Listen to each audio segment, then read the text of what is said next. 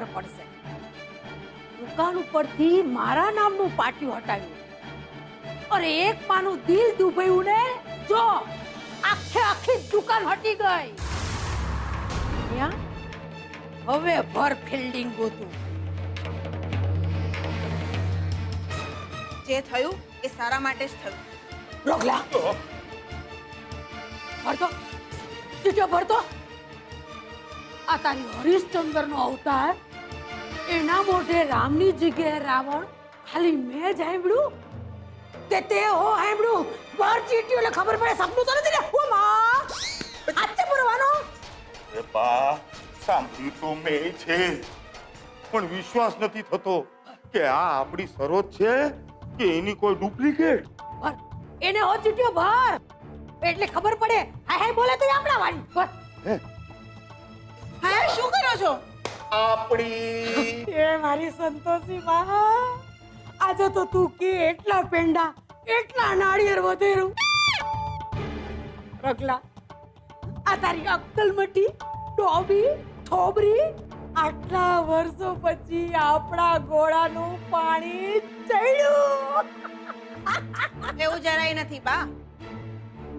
દુકાનના કારણે તમે મોટા ભાઈને કેટલા હેરાન કરતા હતા અને કિંજલની પાછળ તો હાથ ધોઈને પડી ગયા હતા. એટલે ભીમજી અદરની ભાષામાં કહું તો હવે નહીં રે વાસ કે નહીં વાગે વાસ. ચાલો મોડું તો મોડું. ભગવાને મોટા ભાઈની સામે જોયું તો ખરું. બોયલી મોટી બોયલી નહીં રે વાસ કે નહીં વાગે વાસળી.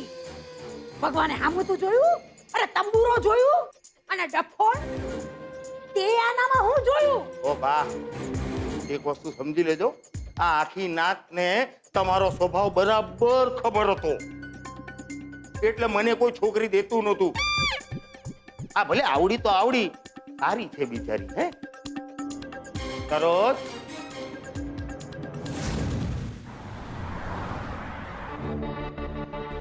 વેશ આજકાલ વધારે પડતો દોઢ ડાયો બનતો ફરે છે.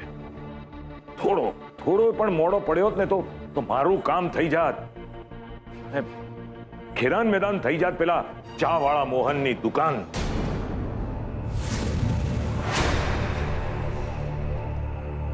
શું આમ શું જુએ છે? મેં કઈ ખોટું કહ્યું? એ ચા વાળા ને ચા વાળો નહીં તો શું સોના ચાંદી વાળો કહું? એ બરાબર છે અંકલ પણ હવે આપણું કામ તો થઈ ગયું ને. ક્યાં થઈ ગયું? આ કેટલી વાળા લોકોનો કોઈ ભરોસો નહીં. તૂટેલી દુકાનની સામે પણ બાંકડો નાખીને ફરીથી ધંધો શરૂ કરી દે ને એમાંના છે. તું વિચાર કર બેટા, આવા ફળતુસ માણસોને આ મહાસુખ સંઘવીએ બાજુમાં ઉભા રાખવા પડે છે. વેવાય કહીને કેવું પડે છે. ત્યારે કેવું લાગે?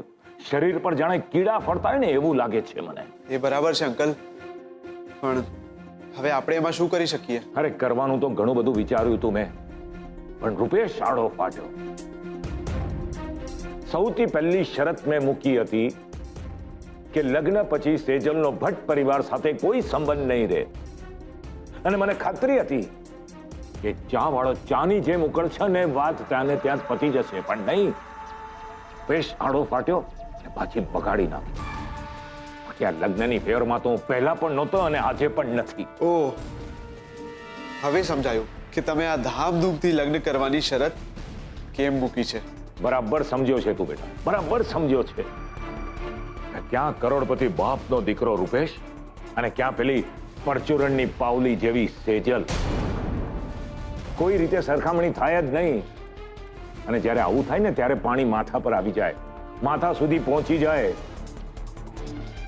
પછી જીવ બળે નહીં, જીવ રૂંધાય દીકરા માટે. અને બેટા હવે તો તું પણ સમજી ગયો છે ને કે કિંજલ કેવી છે. તે એને માટે તારી જાત ઘસી નાખી પણ એને બે આંખની શરમ ન આવી. હવે તું જ વિચાર કર, જો કિંજલ આવી છે તો એની મોટી બહેન કેવી હશે?